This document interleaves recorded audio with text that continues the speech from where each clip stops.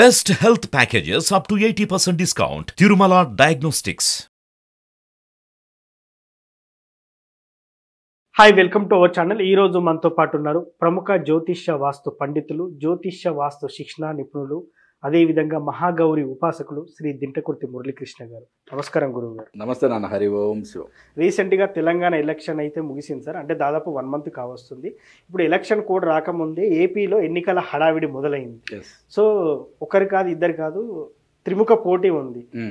BJP కూడా దీనికోసం ఆరాట పడుతుంది. సో ఇప్పుడు చూసుకున్నట్టయితే చంద్రబాబు నాయుడు, జగన్, అదేవిధంగా పవన్ కళ్యాణ్, ఈ ముగ్గురు అయితే ప్రధాన రేసులో ఉన్నారు.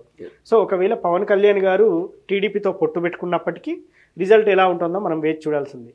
అకార్డింగ్ టు ఆస్ట్రాలజీ ప్రకారం రెండోసారి జగన్ ముఖ్యమంత్రి అయ్యే అవకాశం ఉందా, లేకపోతే ఏపీకి మూడోసారి ముఖ్యమంత్రి చంద్రబాబు అయ్యే అవకాశం ఉందా? అసలు ప్రిడిక్షన్ ఏం చెప్తుంది? దాని గురించి మనం చెప్పుకునే ముందు ఒక విషయం చెప్పుకుందాం ప్రేక్షకులకి. మనం ఇక్కడ మాట్లాడేది ఏ రాజకీయ విశ్లేషణ లేదా ఒక పార్టీకి మనం సపోర్ట్గా మాట్లాడుతున్నామనో ఒక పార్టీకి వ్యతిరేకంగా మాట్లాడుతున్నామో అనేది కాదు. నా తల్లి మహాగౌరి నాకు ఇచ్చిన జ్ఞానాన్ని, ఆ జ్ఞానం ఎంతవరకు సహకరించిందో దాన్ని బట్టి ఈ జాతకాల యొక్క విశ్లేషణ చేయడానికి నేను ప్రయత్నం చేస్తాను. ఇక్కడ మనకి జాతకం ఏం చెప్తుందో అది మాత్రమే చెప్పడం జరుగుతుంది.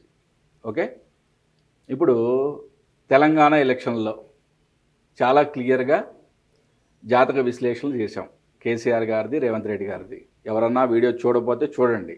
అంటే జాతకం ఏం చెప్పిందో మనం అదే చెప్పాలి. అది సిద్ధాంతి యొక్క ముఖ్య కర్తవ్యం. అంతేగాని రాజకీయ ప్రెషర్ వలనో లేకపోతే నాకు ఒక నాయకుడు ఇష్టమనో ఆయన గురించి గొప్పగా చెప్పుకోవడం అనేది ఇప్పుడు శాస్త్రజ్ఞుడికి ఉండకూడదు, శాస్త్రవేత్తకు ఉండకూడదు. ఓకే, నేను అక్కడ ఆ వీడియోలు చాలా క్లియర్గా చెప్పా. కేసీఆర్ గారు అంటే నాకు చాలా అభిమానం, but he's going to be lose. అదే జరిగింది.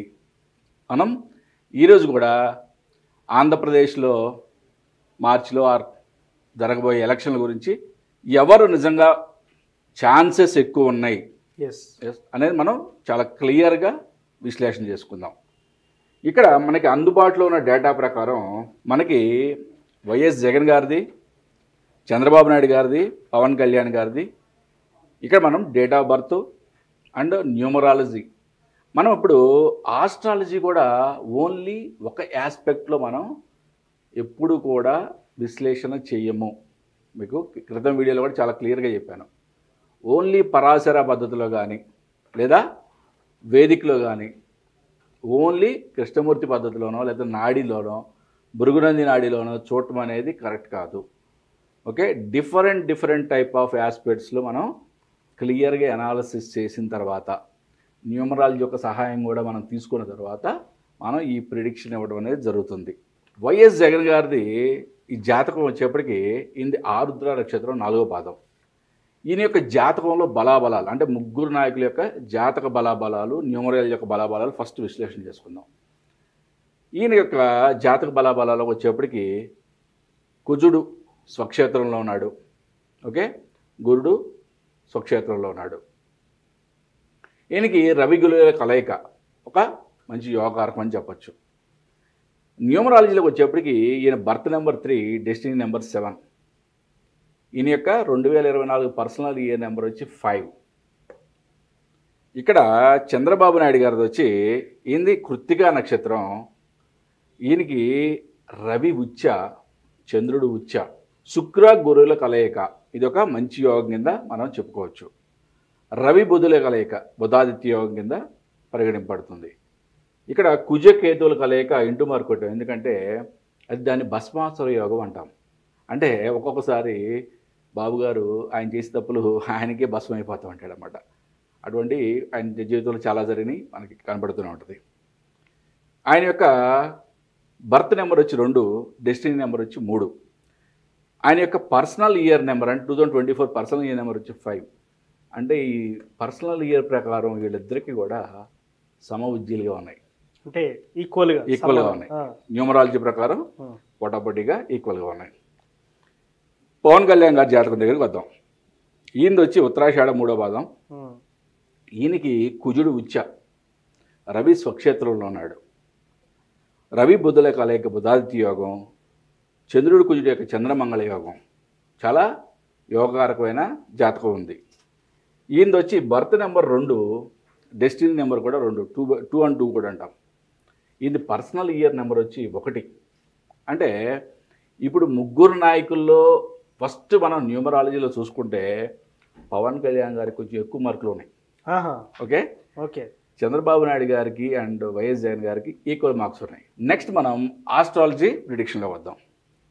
ఆస్ట్రాలజీ ప్రిడిక్షన్లోకి వచ్చేప్పటికి మనకి గోచారం అనేది చాలా ఇంపార్టెంట్. ప్రజెంట్ ఇప్పుడు నడిచే ఏ గ్రహాల యొక్క గోచారం అనేది ఎక్కడెక్కడ ఉన్నాయి, ఆ స్థానాల యొక్క ప్రభావం అంటే జన్మజాతకం మీద ఎటువంటి ప్రభావం ఉంది అనేది చాలా చాలా ఇంపార్టెంట్ కదా. మరి గోచారంలో మొత్తం 9 గ్రహాలు తీసుకోవాలా లేదు కదా.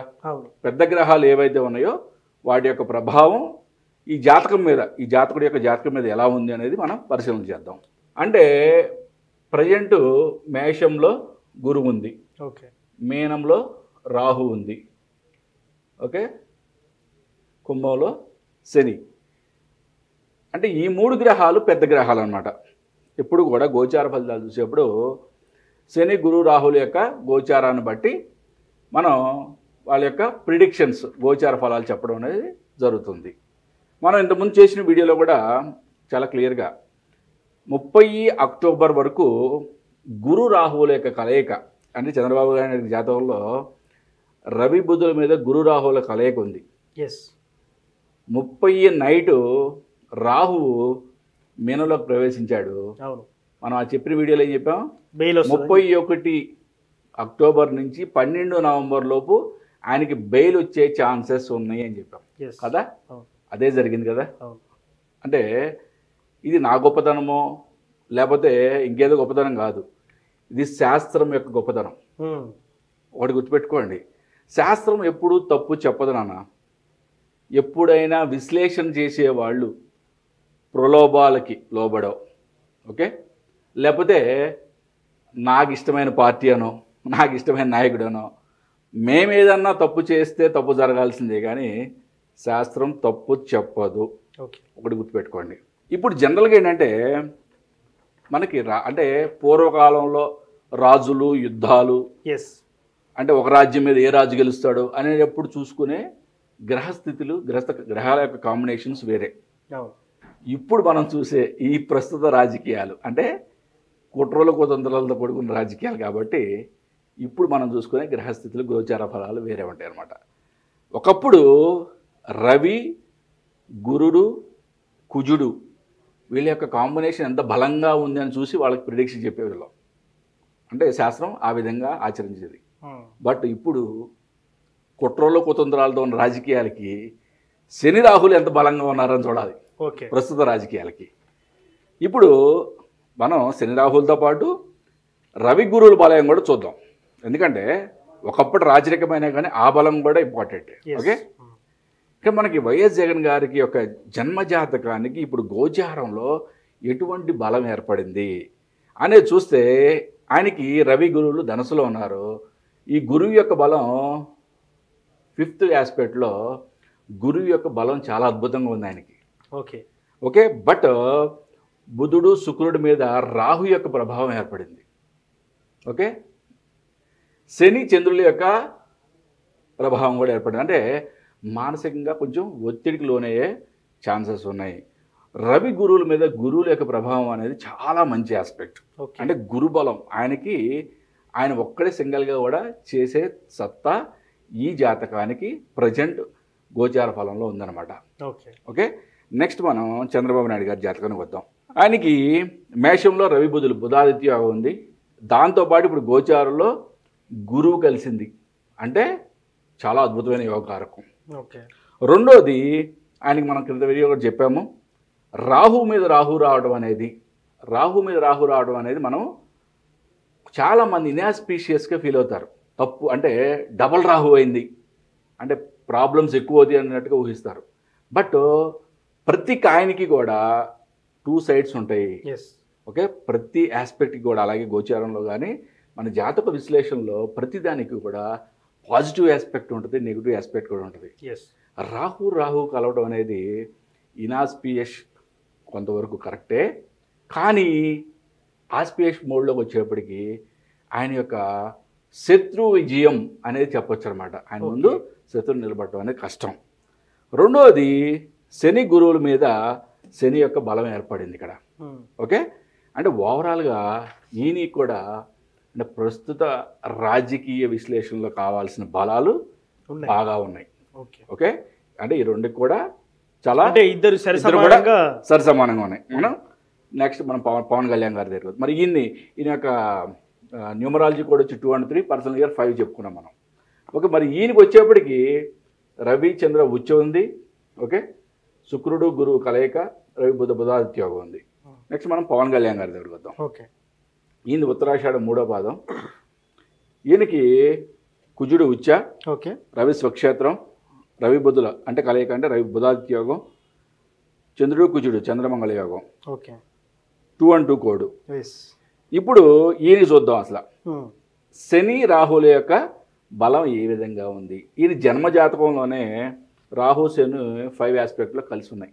ఓకే, కోణంలో ఆల్రెడీ కలిసి ఉన్నాయి. అంటే ఈయన పుట్టుకతోనే రాజకీయ నాయకుడు.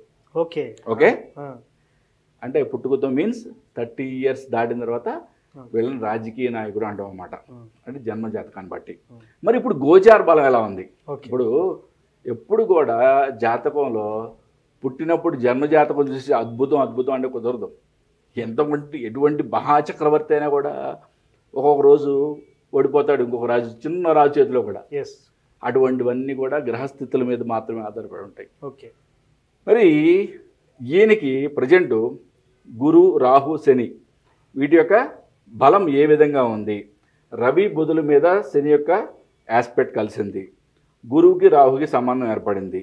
ఓకే, ఈ విధంగా రవి బుధులకి గురువు యొక్క బలం కూడా ఏర్పడింది. ఓకే, అంటే రాజకీయంగా ఈయనకి కూడా ఇప్పుడు చాలా గట్టి పొజిషన్ ఉంది. ఓకే, మరి వీళ్ళిద్దరు పొత్తులో ఉన్నారు కదా. ఇక్కడ ట్విస్ట్ ఏంటంటే వీళ్ళిద్దరు పొత్తులో ఉన్నారు. ఇప్పుడు ఈ 2 జాతకాలని మనం మెర్జ్ చేసి చూస్తే ఎప్పుడు కూడా మనం ఒక పార్టీ గెలుస్తుందా లేకపోతే గెలవట్లేదు అధికారంలోకి వస్తుందా అని చూసేటప్పుడు మనం చూడాల్సింది ఎవరిని? నాయకులనే కదా. అంటే ముందుండి నడిపించే నాయకులు ఎవరో వాళ్ళ యొక్క జాతకాలను మాత్రం మనం విశ్లేషణ చేస్తాం. ఇప్పుడు వీళ్ళిద్దరి యొక్క జాతకాలని ఓవర్లాప్ చేసి చూస్తే వీళ్ళ యొక్క ఇద్దరి యొక్క జాతకాలు చాలా అద్భుతంగా ఉన్నాయి. ఓకే, అంటే ఎక్కువ పర్సంటేజ్ ఎక్కువ బలాబలాలు చాలా, అంటే గోచారంలో ఉన్న ఫలం కూడా చాలా ఎక్కువగా ఉంది వీళ్ళ బలం. అంటే ఇప్పుడు ఇద్దరికి చూస్తే ఎవరికి ఎక్కువ మార్క్స్ ఇవ్వచ్చు అంటారు? ఇప్పుడు ఇద్దరు కలిసే పోటీ చేస్తున్నారు కదా, అందుకనే ఇద్దరిని ఓవర్లాప్ చేసి చూస్తాం. అంటే ఇప్పుడు ఇక్కడ వైఎస్ జగన్ గారిది, సిబిఎన్ చంద్రబాబు నాయుడు గారిది పోటాపోటీగా ఉంది జాతకం. పవన్ కళ్యాణ్ గారిది కూడా కొంచెం అటు ఇటుగా ఆయన కూడా అంతే బలం ఉంది. బట్ ఈ 2 కలిసినప్పుడు చాలా అద్భుతమైన యోగకారకాలు ఏర్పడినాయి. అంటే ఈ 2 జాతకాలు కలిసి పోటీ చేస్తుంటే గెలుపు వీళ్ళకి తథ్యం అని చెప్పచ్చు. అంటే ఒకటి చెప్పగలం, అంటే దీంట్లో అద్భుతమైన ట్విస్ట్ ఒకటి ఉంది మళ్ళీ. అంటే చంద్రబాబు నాయుడు గారు పవన్ కళ్యాణ్ గారి కూటమి గెలవడం ఒక ట్విస్ట్ అయితే ఒకటైతే ఆ జాతక విశ్లేషణ అయితే, ఇంకొక ట్విస్ట్ ఏంటంటే పవన్ కళ్యాణ్ గారికి ఐదర్ సీఎం లెవెల్ పోస్ట్, అంటే డిప్యూటీ సీఎమ్మా లేకపోతే సీఎం సీట్ని షేరింగ్ చేసుకుంటారా అనే రాజకీయ విశ్లేషణలో పోవట్లా. ఇప్పుడు ప్రజెంట్ ఉన్న ఆస్ట్రాలజీ బలాన్ని బట్టి హీఈస్ ఎలిజిబుల్, అంటే హీఈస్ గెటింగ్, ఆయన రేపు 2024 ఎలక్షన్ తర్వాత సీఎం లెవెల్లో ఆయన కూర్చోబోతున్నాడు. ఇది మాత్రం నేను ఘంటాబద్ధంగా చెప్పగలను. ఏది ఏమైనా కానీ ఈ ఇద్దరు యొక్క కూటమి విజయం సాధిస్తుంది, కానీ పోటాపోటీగానే ఉంటుంది. ఎందుకంటే ఈయన బలం కూడా గోచారంలో కొంచెం బాగానే ఉంది కాబట్టి, అంటే ఇద్దరితో పోల్చుకున్నప్పుడు కొంచెం తక్కువ బలాలు ఉన్నాయి కాబట్టి పోటాపోటీగా ఉన్నా కానీ ఎక్కువ అంటే నల్లేరు మీద నడకే అని చెప్పచ్చు. అబ్బా ఒక విధంగా చెప్పాలంటే నేను ఇక్కడ తెలంగాణలో ఏం చెప్పాను, 2 సింహాలు కొట్టుకుంటున్నాయి అన్న. బట్ ఒక రేవంత్ రెడ్డి అనే సింహానికి 60 మార్కులు ఇచ్చాను, కేసీఆర్ అనే సింహానికి 40 మార్కులు ఇచ్చాను. అదే రేషియోలో సీటింగ్ వాళ్ళకు వచ్చిన ఫలితాలు కూడా అదే విధంగా ఉన్నాయి. కానీ ఇక్కడ ఆస్పెక్ట్ చాలా వీళ్ళిద్దరికి కలిపితే చాలా బలాలు ఎక్కువగా ఉన్నాయి. ఎస్. అంటే వీళ్ళిద్దరి యొక్క విజయం చాలా ఈజీ అని చెప్పచ్చు. సో ఫైనల్లీ మాత్రం ఈ ముగ్గురి అంచనాల ప్రకారం వీళ్ళిద్దరికి ఎక్కువ మెజారిటీ ఉంది, సిబిఎన్ అండ్ పవన్ కళ్యాణ్కి ఎక్కువ మెజారిటీ ఉంది, కూటమి అనేది వర్కౌట్ అయ్యే ఛాన్స్ ఉందని మీరు చెప్తారు. సో ఇది ఈ ప్రిడిక్షన్ ఎప్పటి వరకు వర్తిస్తుంది అంటే ఇప్పుడు ఏప్రిల్ లోపల ఎలక్షన్స్ అయితే ఈ ప్రిడిక్షన్ వర్తిస్తుందా లేకపోతే ఈ సంవత్సరం మొత్తానికి కూడా వర్తిస్తుందా? ఎగ్జాక్ట్లీ నాన్న, ఇది మంచి క్వశ్చన్ అడిగావు.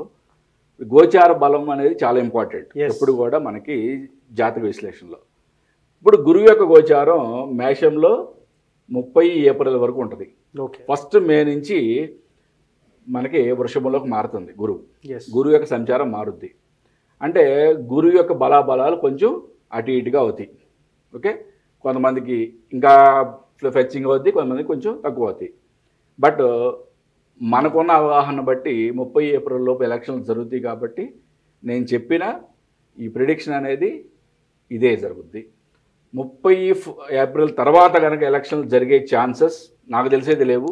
అటువంటిది ఉంటే కనుక మనం ఒకసారి మళ్ళీ మాట్లాడుకుందాం తప్పకుండా. Thank you sir. ఏపీ రాజకీయ విశ్లేషణ గురించి చాలా చక్కగా వివరించారు. Thank you so much. నమస్తే నాన్న. హరి ఓం శివం. సో చూశారు కదా, ఏపీ హారోస్కోప్ ప్రిడిక్షన్ ప్రకారం చంద్రబాబు నాయుడు, పవన్ కళ్యాణ్, అదేవిధంగా జగన్ గారి జాతకం ప్రకారం చూసినట్టయితే ఎవరు ముఖ్యమంత్రి కాబోతున్నారని చెప్పేసి ప్రిడిక్షన్ వేస్తే మనకు అంచనాల ప్రకారం చెప్పారు. సో ఇది జరగబోయేది ఏప్రిల్ లోపల మాత్రం ఈ ప్రిడిక్షన్ వర్తిస్తుందని చెప్పొచ్చు అని కూడా గురువు గారు చెప్తున్నారు. ఇది వాటి కార్యక్రమం. మరో కార్యక్రమంలో మళ్ళీ కలుద్దాం. Thank you.